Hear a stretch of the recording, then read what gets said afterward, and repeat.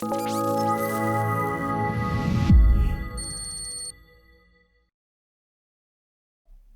Storytellers, here's a new episode of the podcast. And today on the show, I have a guest who's been working with us for a good couple of months now, a great contributor on our latest masterclass, Ankur Manake from Honeywell. Hello, Ankur. It's good to have you on the show, sir. Hello, good afternoon. Great to be here, Laz. Great opportunity to connect on this topic. Absolutely. So we're going to explore a very exciting playbook today that has to do with scaling AI solutions. But first things first. So if you don't mind, would you mind giving a short introduction into your current role over at Honeywell and what is your scope and mission today? Yeah, I have an interesting journey at Honeywell for the last 6 years now, where we are trying to bring in data and AI solutions to Honeywell, and then of course take some of those solutions to our customers too, because our customers are have similar, I would say, profile of what Honeywell carries. So my job as the AI products and services leader is I have a management team which works with stakeholders to pick the problems to solve, go through the execution, and then make sure that the value that was promised at the identification stage is actually delivered to our customers. So of course work with a bunch of smart data engineers, data scientists, and pick the problems that are, of course, relevant to the industry, relevant to the time, and then, of course, make sure that we are able to deliver value that AI promises overall.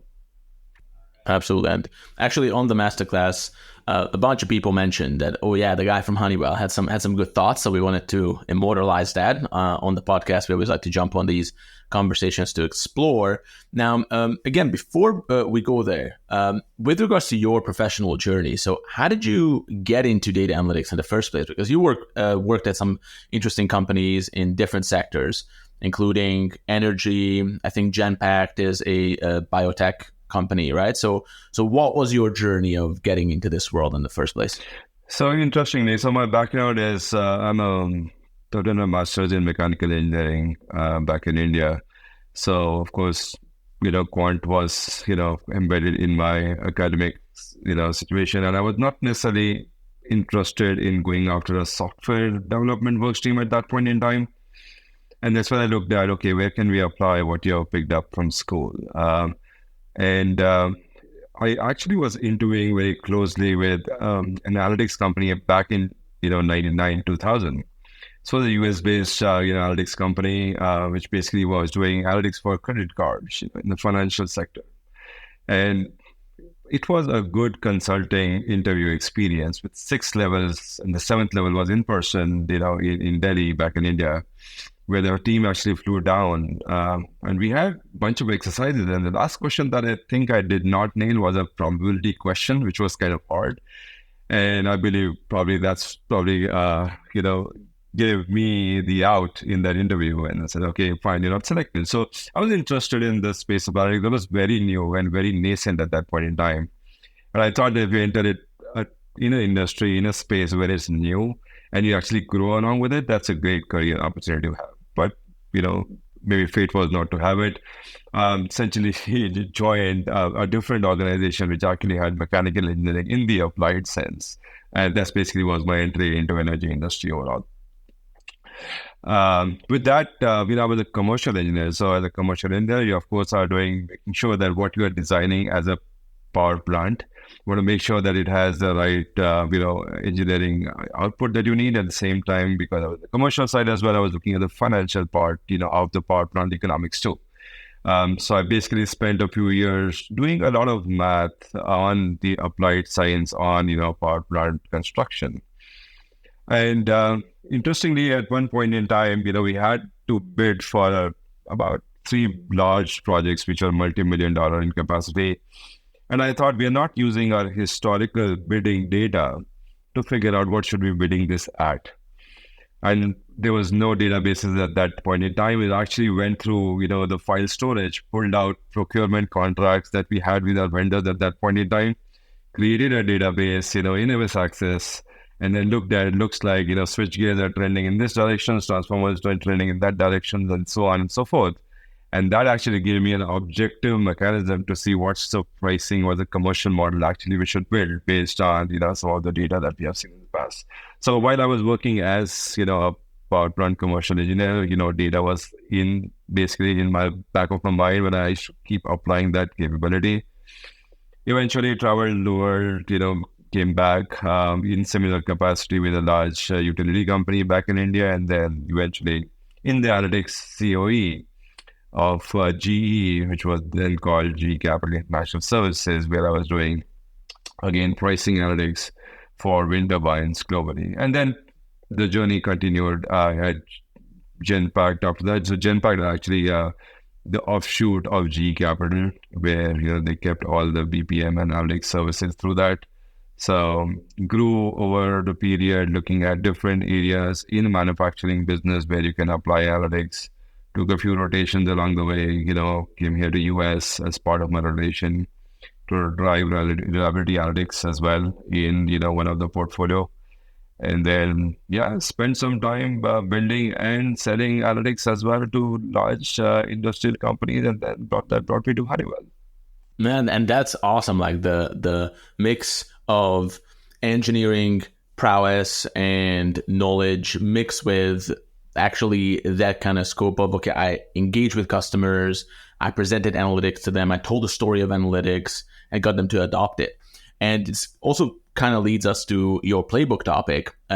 Now, what led up to you becoming a leader? What were the key challenges that you observed on the way that, okay, look, I was an engineer, I was working with solutions directly, but now I'm trying to engage senior stakeholders. Like, how was that different for you, and what have you identified as the key barriers to success at that level? I think it's important to spot the right opportunities and spot the right problems, because a lot of executives, of course, get a lot of influence from the media hype as well as from what they hear and see from their peers too. The question is, how do you distill that information into something meaningful that you can work on? Now, to be able to do that, it is, of course, important to one, start speaking the language that your industry or your executives speak. And that's a key part. I can keep speaking, math along the way with my executives, but they're trying to solve a business problem right now. And unless you actually relate to them, speak the language, it is very difficult to come across to them that, hey, I'm here to help you or work with you. My background and my experience, of course, in the industrial space and energy space in the past helped me, of course, have that knowledge in the back of my mind and the language with me natively. And what I used is use that information and that knowledge to ask the right questions.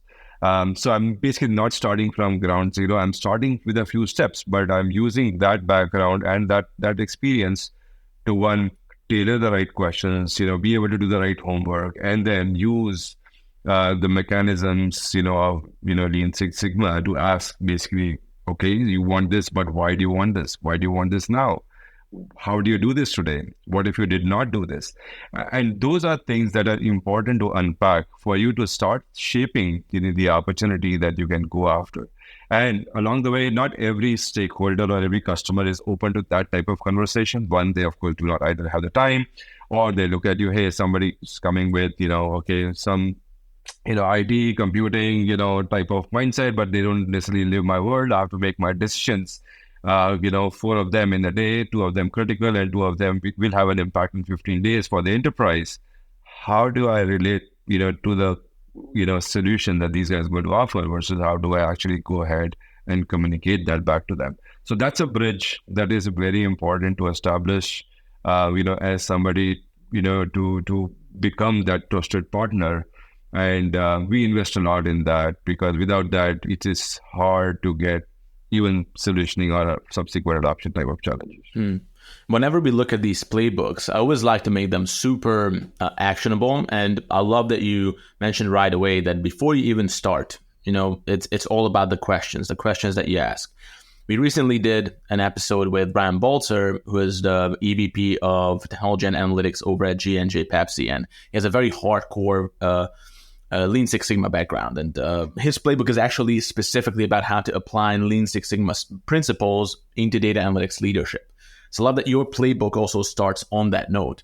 Now, if we want to leave the audience maybe with something like very, very actionable, can you give a few examples of those questions that you would always want to ask as a good form in terms of good housekeeping before you start? What are some of those questions that you definitely want to cover with your stakeholder before you embark on a shared project? The key part is, what is the problem you're trying to solve? Okay. A lot of requests that come to us is, okay, we have data, let's do some analytics with this. I mean, that's not a great starting point. Well, it at least tells me that, okay, somebody's interested to use analytics, but then again, what's the problem that you're trying to solve? What are you unable to do today? And what do you need the most help with? And the other question is, okay, what have you tried so far? And why is it working? And what is working in that? And if it's not working, why is it not working? And those are basically great inputs and symptoms, that tell you, one, whether the process is mature enough.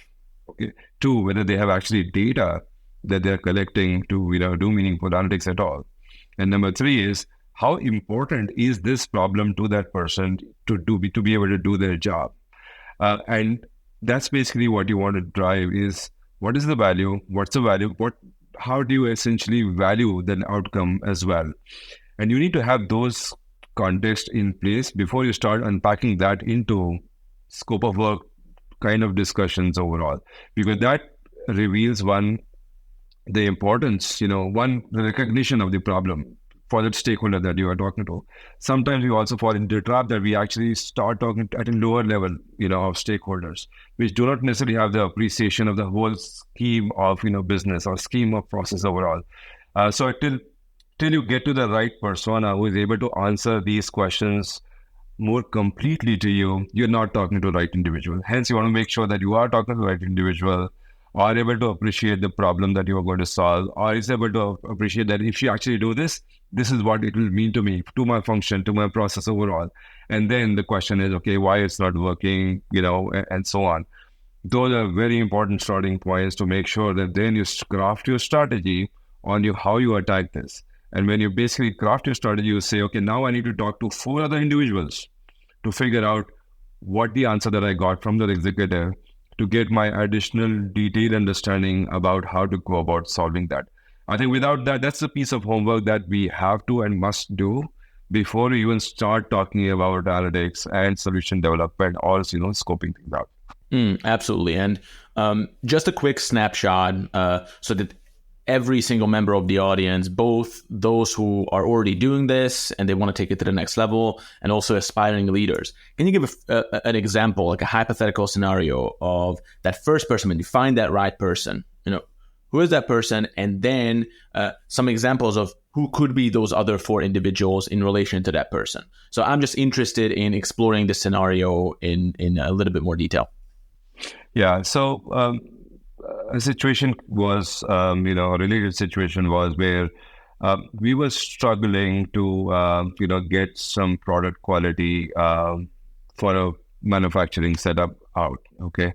And we had basically a lot of scrap getting produced, and which of course led to loss of raw material, which basically you have to then, cut out that material, then of course restart the machine, recalibrate and start it over all again.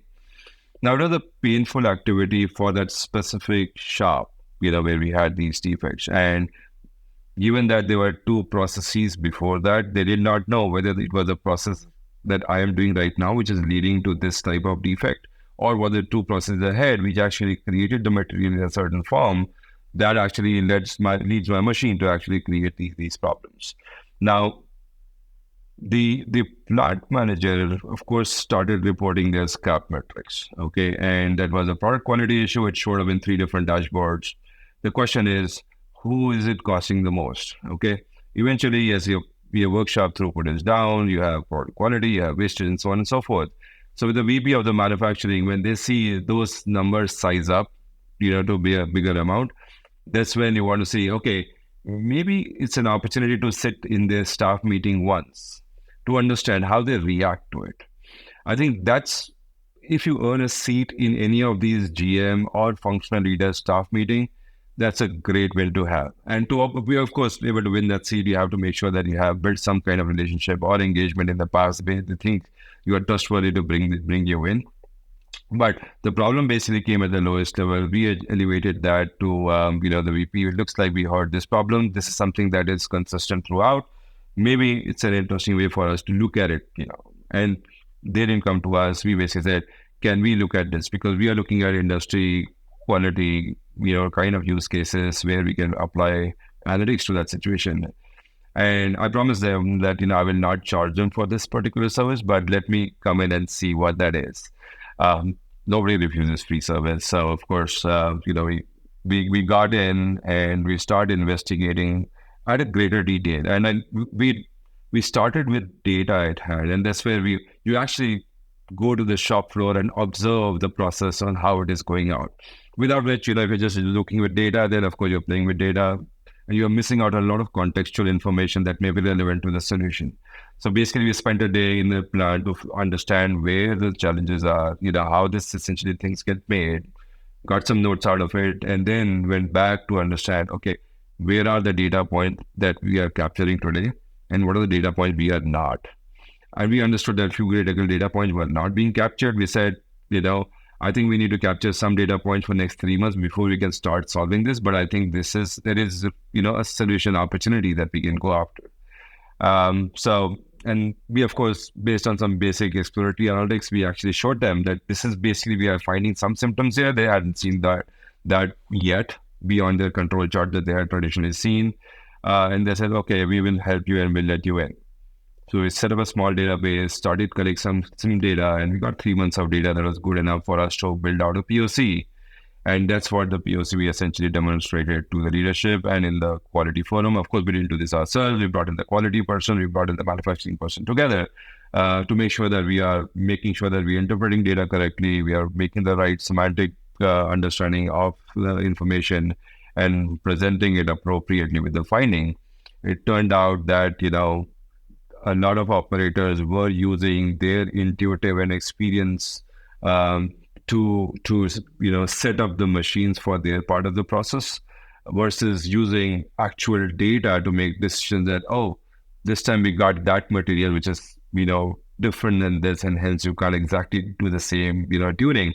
So we gave them some analytics level parameter solution so that they can use some parameter settings. And that slowly led to improvement and reduction in waste and quality and so on. So I think the big takeaway is understand the pain, who it hurts the most. See if you can offer that in the partnership solution approach to begin with. And then once you establish some initial, I would say win, then you scale it up, and then of course you sustain this from there on. And after that, of course, with that, we were introduced to not many use cases. Hey, can you help me with this and that? And then, of course, helped us, expand that solution. Absolutely. And I also like that you remember Daniel Gentry from Thermo Fisher Scientific. You guys attended together the masterclass. So we just recorded, we're just about to release her CARE playbook on relationship building, CARE. So it's good that you mentioned that look, once you actually lay the foundations with good relationships, then you win a seat at the table. So I like how the two playbooks already work in synergy. So no, that's fantastic. Due diligence, first step, understand what is the pain, who the pain hurts the most, right? And get the momentum going. So what is the second step? So we're already exploring your playbook, which is absolutely fine. So we started from some of the key challenges. Now you have the information. Now you can orient yourself. Well, you asked the right questions. You found the right people. So what's next? What is the next stage? After that is, you start doing, your initial analysis. Okay. You want to make sure that you test out some ideas that are, of course, being thrown by the data, number one. And then two, because now you have an understanding or a better grip of the true problem that you're going to solve, the question is, how do you latch on to that problem to see where does it end? Where do we go next from here? Okay. And start establishing what I call as basically, and what you learned from, one of the experts in the industry is the what if, scenarios. Okay. So you start helping, your stakeholders to imagine the future, that what if I could do this? And what if I could do that? Test out some, ideas, with them, and then evaluate, are they willing to walk with you through that, or is that too scary for them? And if it's too scary, of course, you step back, you meet their immediate needs. So one of the last thing that I basically advise people is go bold and, go big, right at the beginning. It is important because a lot of stakeholders will come to you with a problem that they have or some need that they may have. Okay. So we've heard this, that, a lot of stakeholders will tell you what they need versus what they want. Okay. So you have to actually graduate yourself from one, catering to their need first, so that then they actually can start doing their job. And then you start working to, serving their true need, which is basically what they want, to be able to run their process, run their business, run their function more effectively and get more value out of it. And then that helps you imagine, some of the, North Star that you may essentially set up for them. And that's what you want to get to. But then all these are small steps, that you have to complete to earn that seat, of, trust, of that relationship development, to be the partner. And along the way, you are giving them nuggets and pieces of information using data that you can crunch, that you can analyze, because the skill set that you have, and find out what is that aha moment that actually excites them, in every conversation that you have with them. And because they know their function in business far better than sometimes that you do, they will tell you, they will come up with new ideas or new challenges. And then that becomes basically has a snowball effect on, how it creates your backlog of different use cases and problems that you want to solve. And then, of course, do this meaningfully. Now, the question is, every time a small problem comes to you, remember, you don't have to, it is important to be able to scale. You plan your data foundation in a mechanism that you are able to scale. A lot of, I would say, teams I've seen is they are sometimes short-sighted. They only think of the immediate problem to be solved. And then when the next problem comes in, they have to re-engineer, some of the cases, they have to rebuild some of the data models to serve those needs and so on, because they didn't spend enough time in the first step itself to really understand what's a big problem, what's good, looks like, for the stakeholder, for them to be able to run their business, and then ask the right questions to, of course, create appropriate, models to be able to scale it, incrementally and create, that path to value. That leads to a lot of creativity along the way as well, because as you start imagining things, then, you get creative. But remember, it is easy to get distracted with creativity unless you actually make sure that all your creativity is contributing to tangible value. Okay. And that is what executives are after. Not, hey, I did some cool model and actually it does this. But what does it do? Well, it reduces 10% of my time. Okay, 10% of how many people's time? Well, it's actually 2 people's time. That's not necessarily a great win or a great spend of 3 months unless actually spent on something that builds a foundation for you to do something at a bigger scale.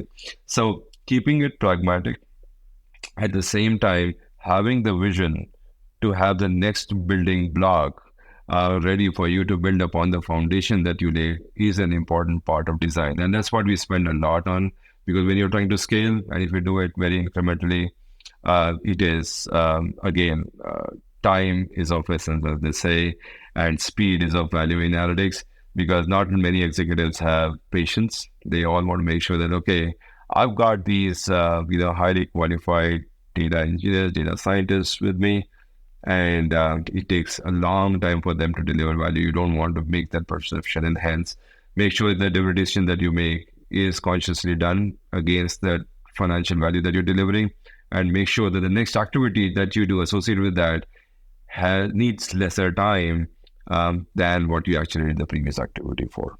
Absolutely. And that was so much here. And I have a few questions around that. So you mentioned that you help your stakeholder imagine the future, and you're looking for signs of what gets them excited but also what scares them away. Can you give a few examples or maybe just a few signals, red flags, for example, when you probably need to pull back, and some encouraging signs that you're onto something that your stakeholders can give off that helps you orient yourself?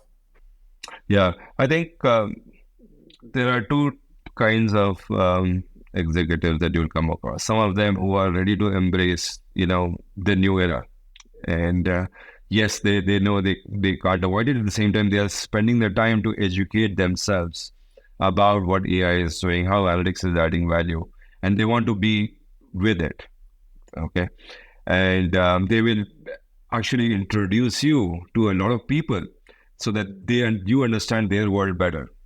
And they are the ones who are ready to imagine, dream the future, with you. And if actually you put some vision 3 years from now, they will actually make sure that, they are able to support you through that vision. And they'll go out actually introducing you to, hey, these are my data SMEs. These are the people that you actually should work with. Stay away from these people because they're not necessarily going to give you the answer that you need, and so on. So those are very, those are leaders that you can shape the vision with. Now, some of them will come with a very, again, short-sighted, specific task level view. Okay. And given that they are still your stakeholders, you want to serve them. And then the question is, are they willing to imagine what the future looks like? And some of the answers that you would hear is, no, I am different. Yes, I understand, but I am different. Oh, no, my business is different. Oh, we have some special way of doing things. So when you get some of these kind of defensive type of responses, that's when you start giving yourself some signals that, okay, maybe not ready yet, or maybe not the right person. And again, every organization is different. So you want to make sure you calibrate your approach accordingly.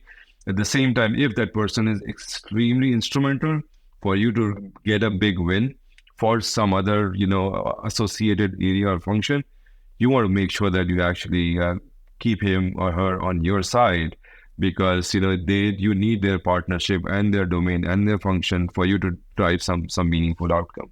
So I think education makes a huge difference, Laz. Okay, when I joined my current company, and even actually from my previous company, the experience has been that a lot of people, will say, I don't know, or will basically, a lot of people who have the power, may be hesitant to commit because they don't know enough. And that's where you have to invest the time to educate, educate with analogies, educate with, their real life, as they deal with it today. When think about this, about 10 years, 11 years back, this was with a large manufacturing company, and we were having some on-time fulfillment problems. Okay, and our on-time delivery metrics were about 35-40%, abysmally poor. And the question is, this how do you solve that? We basically said, oh, well, we can do a lot of supply chain analytics and essentially help identify what are the levers that you want to pull to improve that performance and so on. And I heard some of those reactions of, no, I'm different, no, our business is unique. We are a very engineered organization, so it won't work the way it works and so on. But then I spoke to him, like, this is a large company called Amazon. And even if you order a $15, item from their website, they're able to definitely commit, that it will reach you in 2 days or 3 days in those days. Okay. How do they make it possible? Or the same day. Yeah, now the same day. And that back then about it was like 2 or 3 days, whatever the prime delivery was. How do they make it possible for millions of SKUs, that so many people are ordering throughout the country and the world? And if they're able to achieve that for a small $15 product, we are shipping a $300,000 equipment here. We should be able to give some specific commitment that we will be able to land our equipment on some day. So the moment you actually identify some of the parallels that that stakeholder has experienced elsewhere outside their work, and then you say, well, if that's possible there, it's possible here too. It's just that we have to instrument our either processes, our systems, our data, our intelligence, as well as our decision making appropriately, and you'll see that needle move. It didn't, of course. There was not an overnight win on this one, but essentially it came around, after some time, thanks to some additional executive push. that we were able to work on that. And actually, we spent a lot of time in that digital transformation. And the metrics went up north of 80% over a period of time. And that's where we used all the possible levels of supply chain analytics to drive that fulfillment metric out. So those are interesting experiences. Yeah, 100%. And it's interesting that you said that, okay, you have to earn your CDA. You need to give them some quick wins to build up that trust.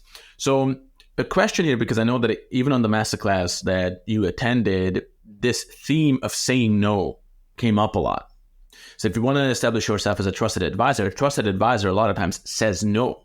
So do you have any thoughts around that? Like what is the right balance, or what is the right approach to giving your stakeholders what they want to kind of start to bring them along, to pace them where they are? And then when do you have to say no? When does it come to leading? The pace and lead that become a combination. So when do you give them what they want, and when do you say no? What is the right approach to that, do you think? I think you have to have at least some vision in mind against which you start measuring when you say no versus when you actually play along. If you have the charter of building scaled up analytics for the enterprise, okay, and when you are served with a problem statement that's actually very niche, very unique, okay, and when you know it can't scale by itself, that could be an opportunity for you to understand, okay, how do you interpret, a refusal, or how do you actually serve that customer differently? The way we have at least worked on this is, maybe this is a small entry point, but this leads us to something bigger, or opens a door for us to the next level of opportunity, that helps you scale. And each situation is going to be somewhat unique. It's based on what is it that you are after. The charter that we had, of course, was to scale. I'll give you an example. When we started working in the commercial space with sales teams and sales analytics and so on, the problem statement was not about sales force optimization. It was not about win-loss predictions. It was not about how my product portfolio should be re-optimized for driving sales. The problem statement that came to us is, we are sitting on 20 different Salesforce systems. I can't figure out how to integrate the data from each of them, because each of them was set up at different points in time, by different businesses and by different people. And yes, we have different business processes in each of this. I can't build basic metrics, to see, to answer a question that, okay, let's pick a large company, what is my book of business with them? It took about 8 weeks to get answer to that question. Okay. And that's not good. This is your top 10 customers, and you take 8 weeks to find out what's the book of business that you have with that organization, just because they cover your multiple business segments and your data is dispersed in these different systems of engagement. We said, okay, maybe that's a challenge we want to pick. Okay, because I know if I'm able to do this right, that gives us a solid data foundation for me to do all the sales analytics that we can imagine that we want to do henceforth. Okay, so we basically applied, a lot of our data engineering, and essential skills to give them a great foundational layer based on which they were able to answer some of these questions in 2 days, 4 days, and so on. It went through, of course, a lot of data consistency, data quality checks, and so on. But then, because of that exercise or that decision to say yes at that point in time, now enables me to deliver, a new commercials model in a 4-week period, built, tested, proven, and so on. And that gives you, the returns, over a period of time. So again, the key part of you as a leader is to identify, even if the proposition has, a smaller niche area, will that actually give you an entry point to scale? Or if it's truly not, big enough, and how do you measure that, whether it's big enough or not, is again asking the same old question. Why do you need it? What's the problem? What's the value for it? Is it a $10 problem I'm solving, or is it a $10 million problem that I'm solving? And unless you objectively evaluate each of them, you're not going to make great decisions, for short term or long term. one of the big things that, I think we used to track a metric as well as we were, of course, evolving in our experiences. What is the percentage of success, we are seeing in the projects that we picked? Okay. So when we started our, by success, I mean, okay, there is path to financial value and there's actual achievement of financial value based on what you essentially built out. Our first year, and this team was, of course, built out, based on people who came from outside. We basically, our success rate in the first year was about 15%.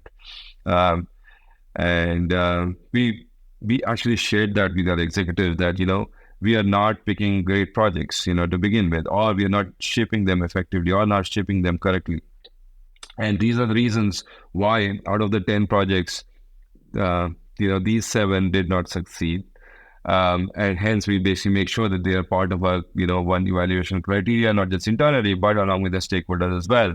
And that actually helped educate the stakeholders as well. Oh, so these are typical failure modes. So maybe that's not a right, problem, or that's not the right way to frame that problem. Maybe we need to frame it differently.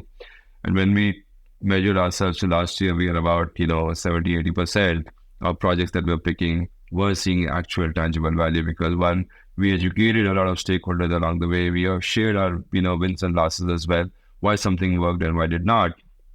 And that actually helped them to think through with us, yeah, this is something that we should work with you guys.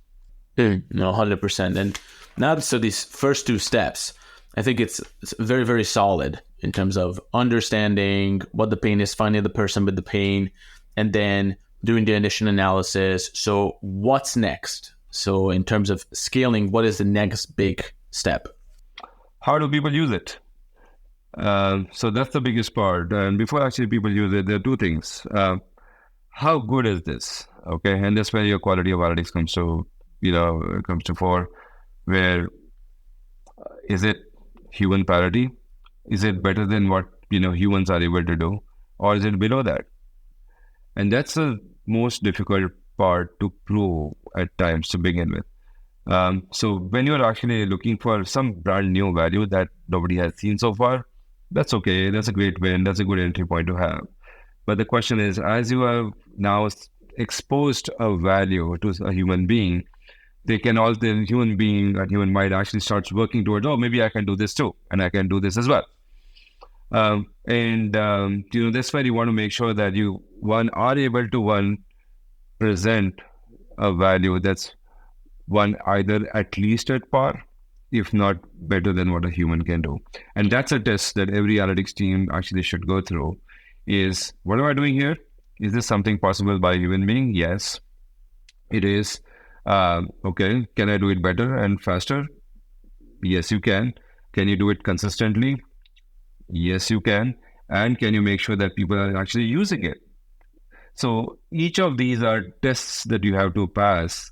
And for that, you have to not only build a solution, build the artifacts, drive the adoption, drive the engagement for actually, making sure that that value is actually built and sustained. And that's why you start testing things from a POC to an actual standard work. Because then you want to make sure that the model that you put out are actually sustainable. You make sure that your data drifts are, caught before you actually start making predictions. And a lot of those instrumentation of platform as well that start coming to fore to make sure that you are delivering something that human being can start using. And that typically is a large, deployment problem at times. We still have seen because of changes in macro environment, changes in, let's say, a new business acquisition, or changes in, personnel, drive different style of decision making, or the larger objective of the organization too. How do you keep up with all these changes and still make your solution stick out that this is at par or better than what a human being does? And that goes through a good test point, and there are different strategies for it. You can do a small scale adoption and see that it's actually sticking for a period of time before you, scale it up to different businesses. Or, looks like some businesses are actually more ripe for this right now and some are not. So we've seen that too, where, okay, we built a solution. We think it worked in about 20 to 25% of our portfolio. We tested out well. And now we are ready to scale it to all the portfolio. And then we figured that, well, some of the nuances of some businesses are not fitting into the model that you imagined. And then you say, okay, maybe I need to do this differently, or maybe not do it at all. I'm only going to serve 80% of this portfolio with this solution, because that's where analytics actually can do this much better than a human being. And that's where adoption gets better. For the remainder, I think I'm just going to exclude it, because these are not suitable for what AI can add value to, analytics can add value to. Yes, we can of course give you information more easily now, but the action that you actually have models to drive right now are not necessarily sustainable in that portfolio, and that's okay. So you want to make sure that you don't force fit a solution that you think you have worked in one portfolio to work across. It may not, and it's okay to leave that on the table. Make it convenient for them to drive decision making using whatever work that you have done so far, so that it's at least somewhat beneficial to them. But at the same time, you draw the line that maybe this is where we stop at some point in time. So I like, because now this playbook is basically a funnel, right? So in the beginning, you're doing, even throughout the whole journey, you're doing a lot of disqualification. Is this person qualified to even start working with? It's like, do they have the pain? Is this the right person with the pain, right? And then along this journey, would you say that even most people would be disqualified for you to find the right individuals and the right problems and the right projects to embark on? And even at that stage, okay, it looked like the right person, it looked like the right problem, the pain was there, we had initial success with initial analysis, but maybe it bleeds out at the stage of, look, this actually can be done by a human being, and we can't really provide additional value. Or yes, it even passed that test, but we're not getting the traction that we're looking for. And then having that kind of wisdom and humility to be able to say that, look, it's just natural part of the process that even at that stage of the funnel, you might have to pivot, or you might have to just shift your focus. Am I correct in that assumption? Absolutely right. And that's why we call, I think most of analytics team will understand this as well, is analytics is always an iterative process. Okay, till you get to a steady state on some areas when you actually let it loose. And I let it loose, of course, with the appropriate governance from a model performance standpoint.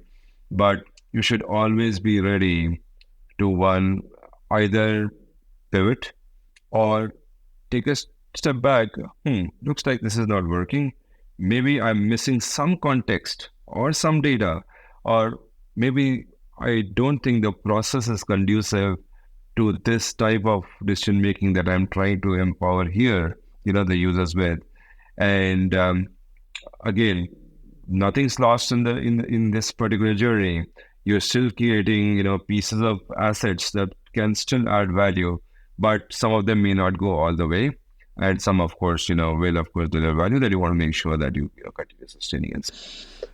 Absolutely. And then whenever we talk to analytics leaders and they say that, hey, look, I really need to get better at selling analytics in the business. And then selling is often seen as just pure persuasion, pure influence of, look, I need to sell this at all costs. And if you spend any time in sales, especially like in a serious way, I'm not talking about the, used car salesman type of thing, but an actual mature professional level sales, you know that most of it is actually disqualification, which is very counterintuitive.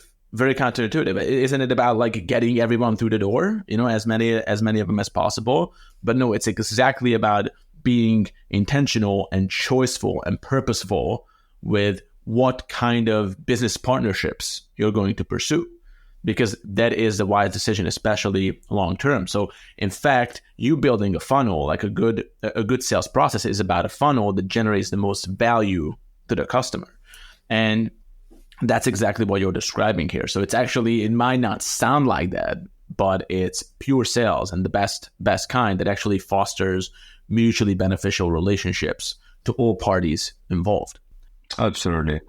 Because you're not selling a product, right? You're not selling a commodity here. You're basically trying to sell, an intimate solution that actually impacts somebody's day-to-day work and how for them they can do it more effectively and essentially add value to their job.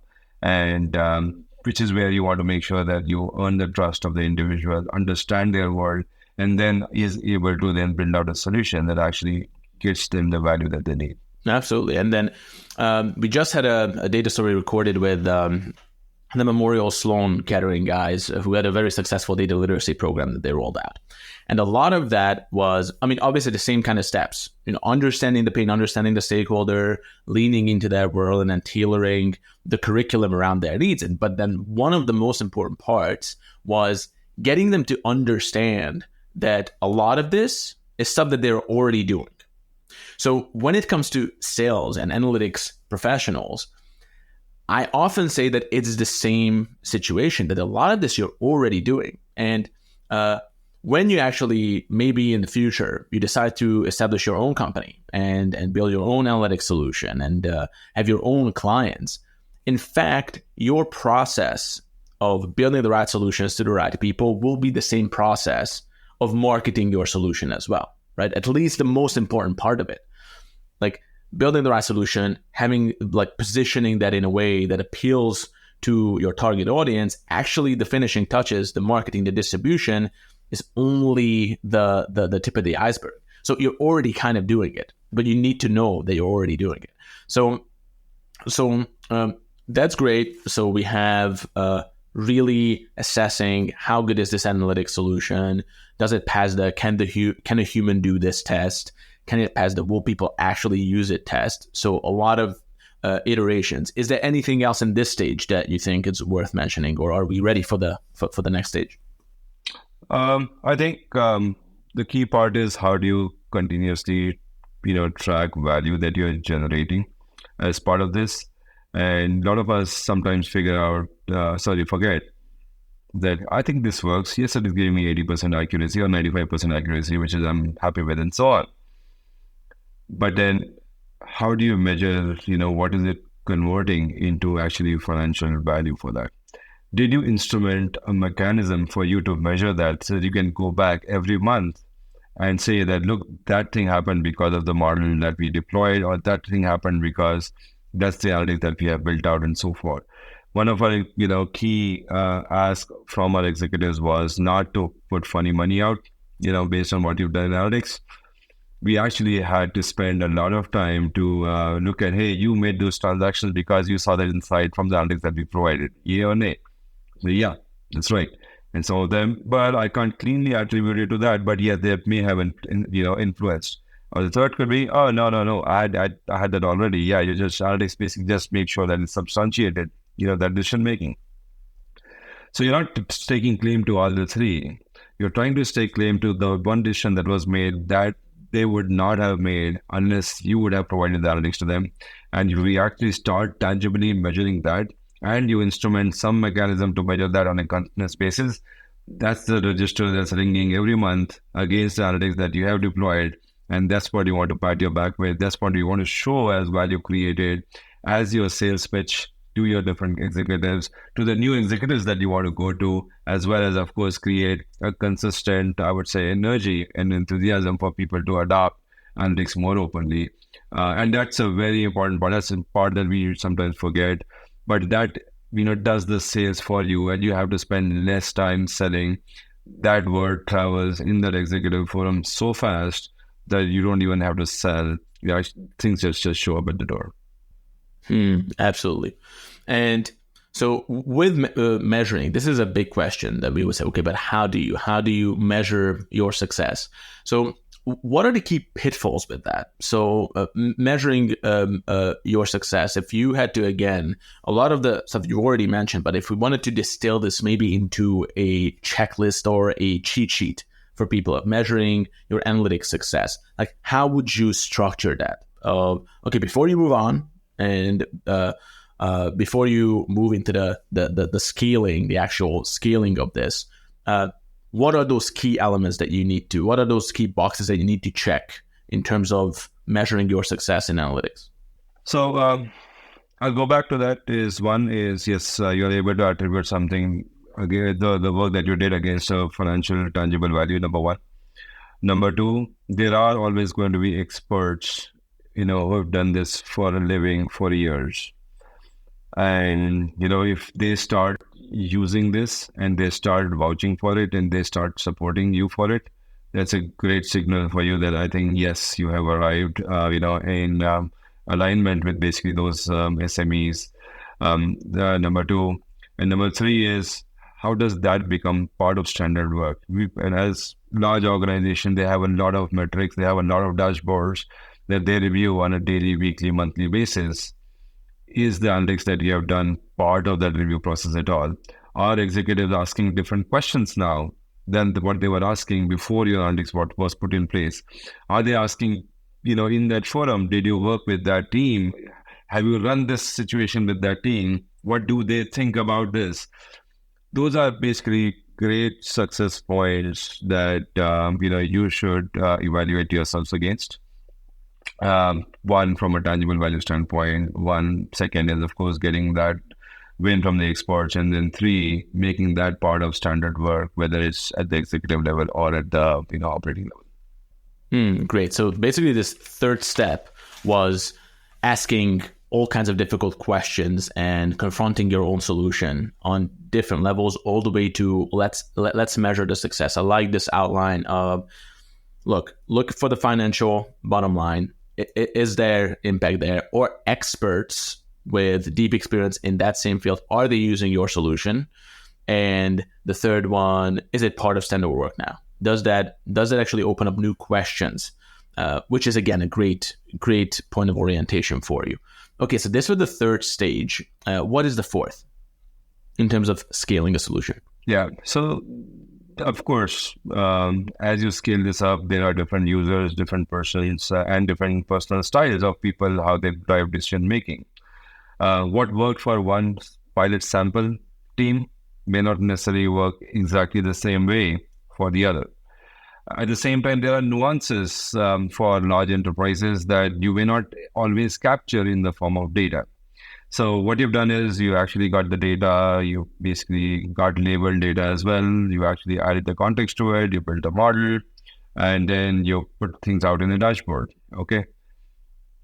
So the story should not end in a dashboard, because dashboard is what I call a dump, okay?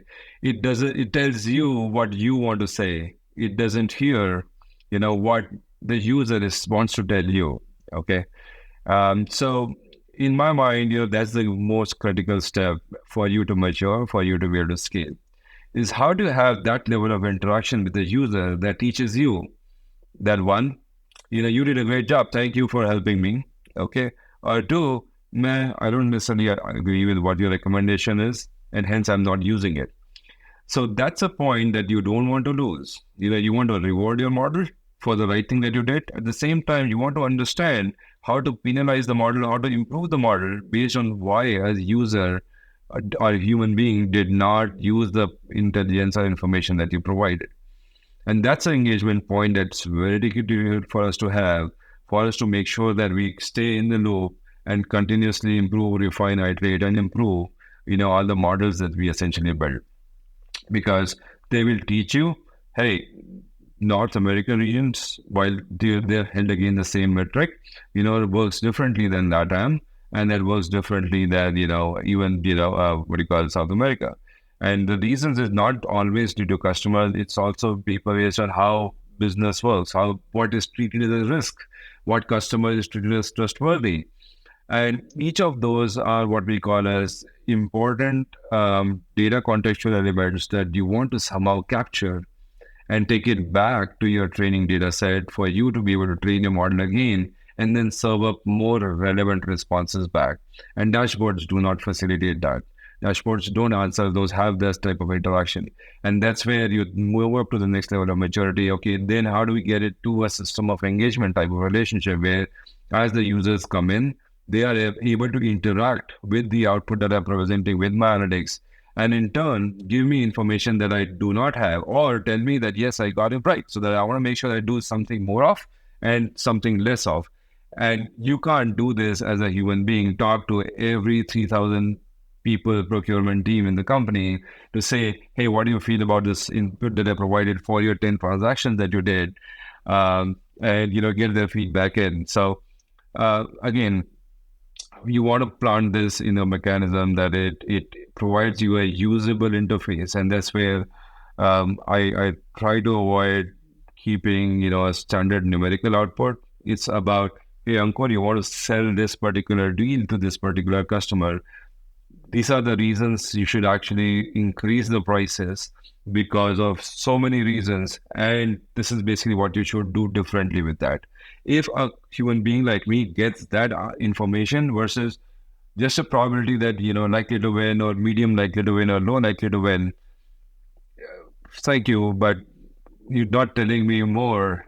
That okay, so if you're telling me that you're unlikely to win this deal, you need to either tell me, what should I do differently for me to win this deal, or you can tell me that I'm unlikely to win this deal and this is the reason why you're unlikely to win the deal.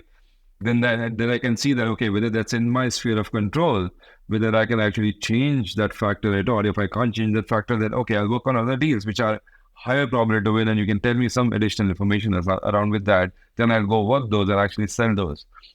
So packaging that piece of information together is far more valuable than just presenting high likelihood, medium likelihood, or low likelihood of winning the deal. And that's what you present to a human being, and that's what facilitates conversation, and that's what facilitates today a conversation between human beings.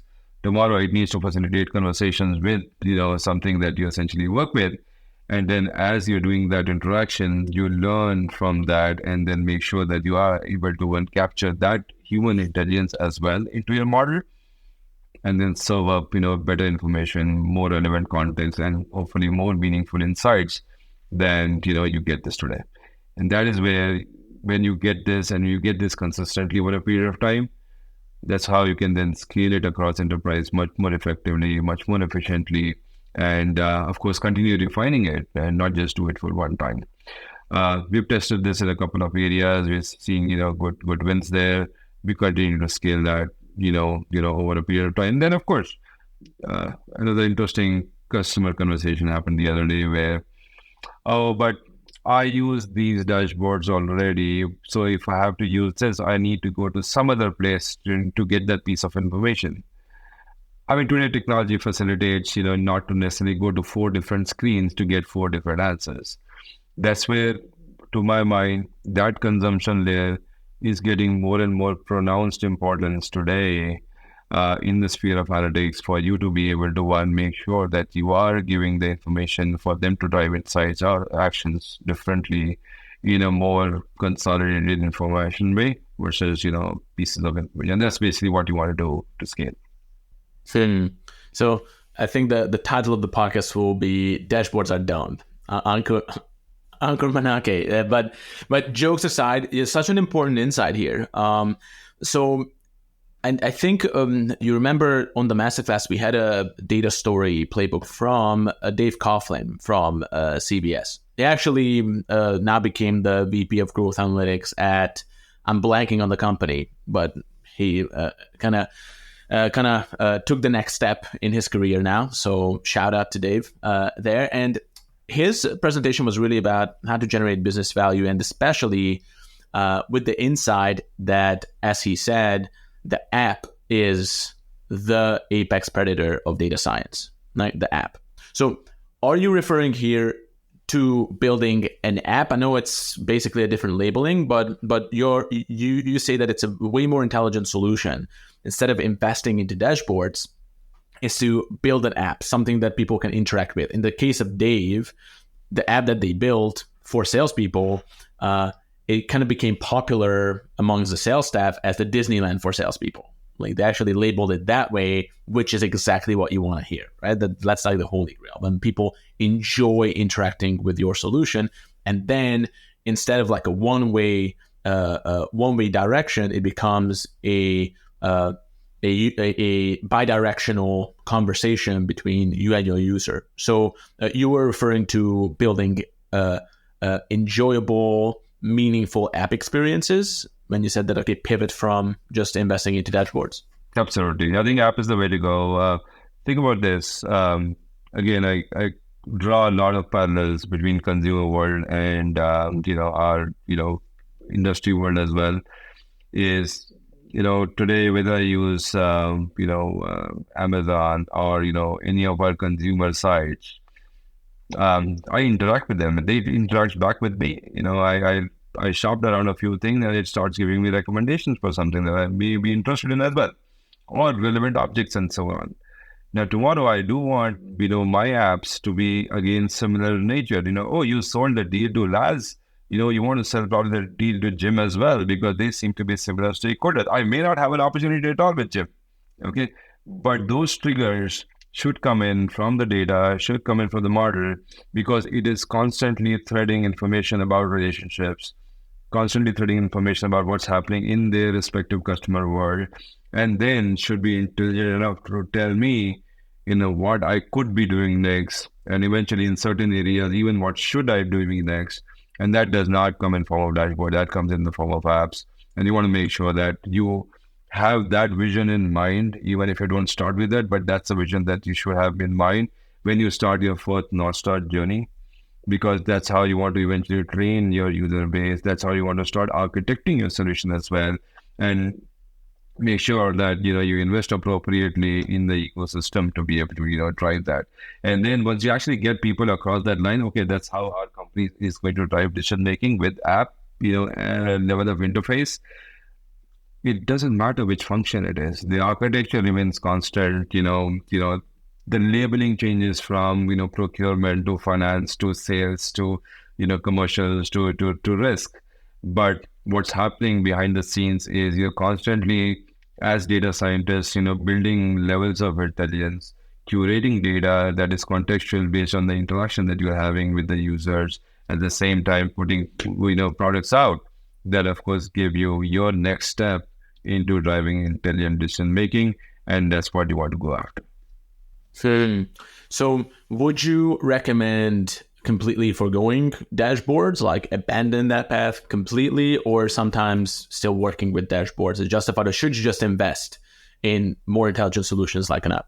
So dashboards provide information for certain bits, of course. I mean, they give you a rear view mirror view about what basically has happened in the business. But you want to test the true power of AI when you want them to be your assistants as you are doing your job. It cannot be dashboards. Then it has to be more assistant interaction. I mean, you and I use, at least I've started using Bard and ChatGPT, etc. I mean, they are great assistants to have, on certain pieces of the job. But imagine if those systems are contextualized to your world and you can actually interact with them to give you meaningful information to you based on, again, what you supply to them. Why not, across the different, applications that we want to build for our day-to-day actually. 100%. So we actually now have 4 steps here. Is there a 5th step? Is there more when you want to really scale a solution? So we kind of went through each of these stages. Is there a 5th step? Is there like a cyclical bonus step? I think there are, I would say, a couple of directions that you can go from here. Okay. While so far we have been talking about, our respective function, our respective business, in our respective silos. The world does not work like that. Okay. The world is totally interrelated. You can build a contracts intelligence solution, but contracts are worthless without sales. You can build a pricing solution, but they are worthless without customer risk. So there are cross-functional interdependencies that exist today.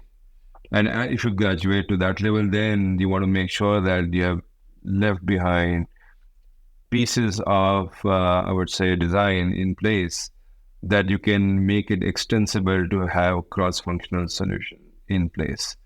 I want to get to a point, at some point in time is, and I tell the story, is, let's say I realize that this, maybe actually I go back to COVID times, okay? In COVID times, a lot of suppliers, were of course closing shop because of course, country regulations and restrictions and so on, okay? So, okay, looks like, some country has closed shop, some suppliers not supplying goods to us anymore, but we are still expected to deliver goods to our customers. Now I need to find out if I have alternate suppliers where actually they are still operating. where they're still doing business. And up came a lot of manual exercise to see where we have qualified suppliers who actually manufacture same or similar parts, find where they are, find out whether they are actually working or not. A huge activity to see, okay, maybe we can get this thing done from there. And essentially fulfill our customer commitments. But that went from finance to procurement to manufacturing and then fulfillment. Because finance and market were taking a look of, whether the country is operating, whether we have, credits with that supplier.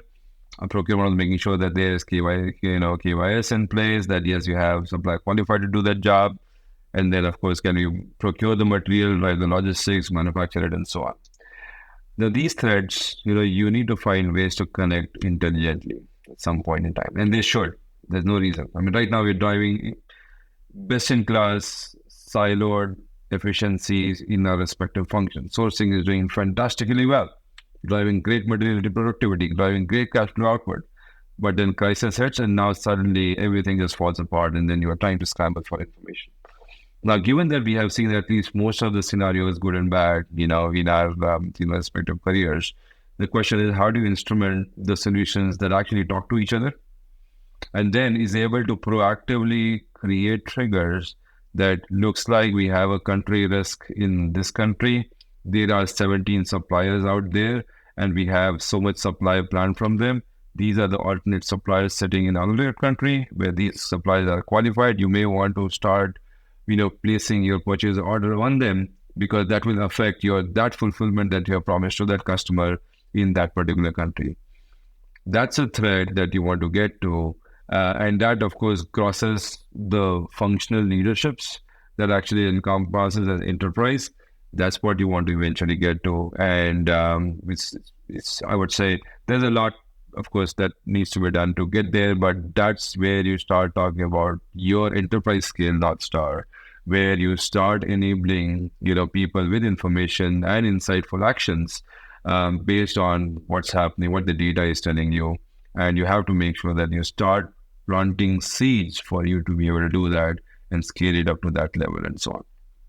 So to me, that's why I would say the vision that I carry, that hopefully at some point in time, how can you do things proactively based on what data is telling you, and not wait for something to happen and then you react to it? How can you do things more proactively? And there are triggers on my application here. This is happening, and hence you should be taking a look at this because you haven't looked at it so far. So go act on it. No, this is great because, when you think about scaling a solution, like a lot of people can kind of fall into the traps of, look, I need to find something and just kind of force this through the enterprise somehow. But what you're suggesting here with this playbook is actually something that people can start doing tomorrow, because it's broken down into very, very specific steps. It's a long funnel, and basically it's a very, very simple way of disqualifying opportunities along that way, making sure that you follow good form alongside very specific, very simple steps, and just repeat enough and trust that if you do that, the dots will connect. And that will be the scaling. So again, we use this analogy, 1,000 times, even during the masterclass, of the fire. You build a fire, right? So it's all about creating the conditions for that fire to emerge.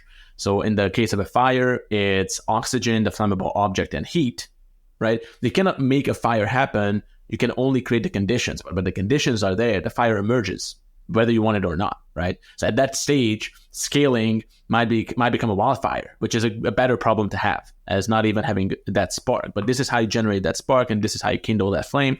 I don't know where the analogy breaks down, but I think it's a great way of, this is how you start, and this is what you can do. And I think even in this playbook, there were a bunch of smaller steps in terms of, hey, here's a checklist, here's a cheat sheet to make sure that you have one successful solution.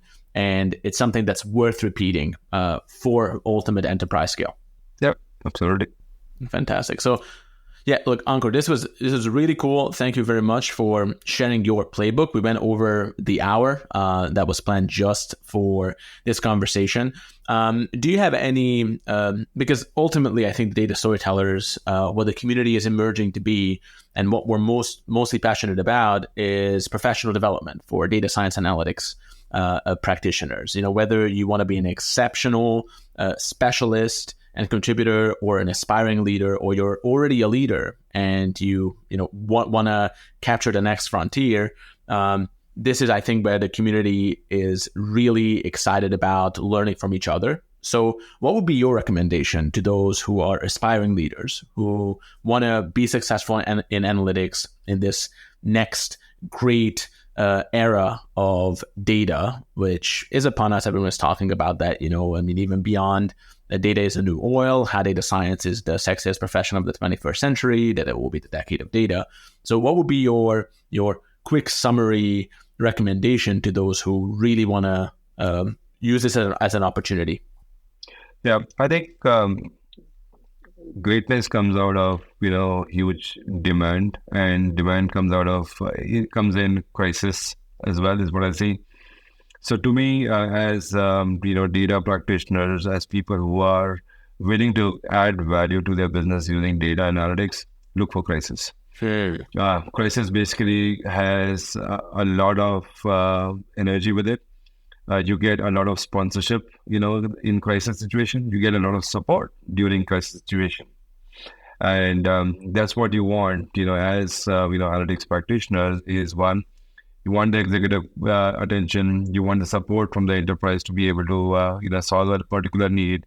You want to test your skill sets as well to how you can actually apply, your data analytics or your business skill sets and apply it in context of a real business problem. And it could be a crisis as well. A lot of things typically fall in place, in crisis too. The machinery works for you when you're actually trying to help and solve a particular crisis. So never let go of, a crisis situation is my recommendation to anybody, whether it's the lowest, junior most person in the team or the senior most executive overall. And test, your theories with, nimble solutions to begin with. Okay. Never plan a big bang to begin with. Always, scope it. You should know in, 6 weeks, if not 8, that you are onto something or not. And if you're going beyond that to figure out whether you're onto something, you still have some homework to do to, pick the right ones to go after. And hence you want to make sure that you spend your time efficiently and effectively, whether it's a problem, whether it's the data, whether it's the approach that you're taking, to get that solution out of the door. And last but not the least, you don't want to build a lot of solutions that sit on the shelf, and are on POCs. You want to make sure that all the great work that you have done, effort that you have put in, actually delivers value, sees life as well, and people start using it.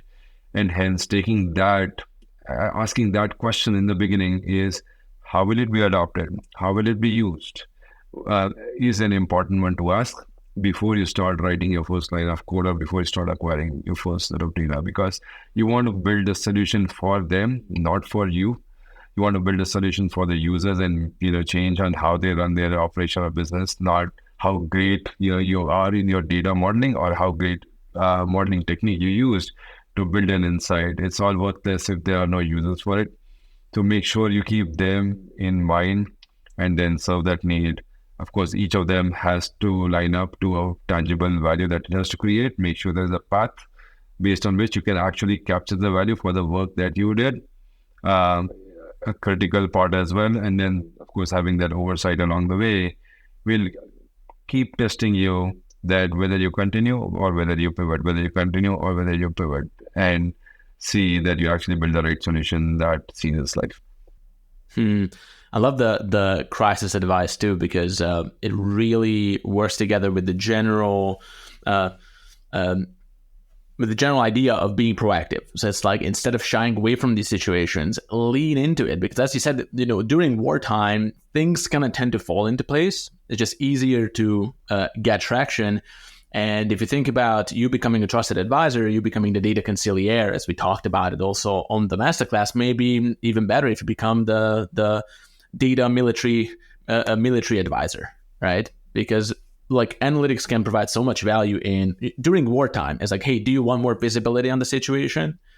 Do you want to improve your performance? It's much easier to find the pain and much easier to find like a collaborative mindset from your key stakeholders as well. But you can actually, throw them a solution that will help them, that will bail them out. So this is fantastic. And also, exactly as you said, it doesn't matter whether you're a leader or a junior person on the team. That could be a great compass for you if you want to take your career to the next level.